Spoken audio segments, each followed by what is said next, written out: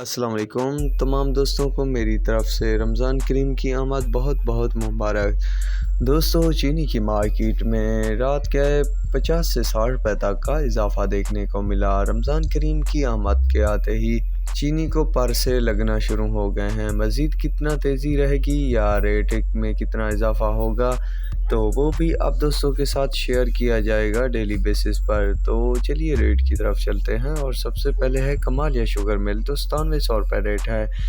कश्मीर का 9700 रुपये हो गया है। जेडी का 9560, यूनाइटेड का 9560 है। केटी का 9560, ढरकी का 9560, रिलायंस का 9560, घोटकी का 9575, किरण का 9575, आबादगार का 9750, फातिमा का 9675, शेखू का 9675, रमज़ान का 9750, जड़ावाला हुसैन का 9750, लिया का 9750, आदम का 9750, इत्तेहाद का 9580, गल्फ का 9580, हमजा का 9525, आरवाईके का 9625, सांगड़ का 9775, अलनूर का 9775, बांदी का 9700, स्क्रंट का 9680, रानीपुर का 9680 रुपये तक रेट चल रहे हैं शुगर मार्केट में।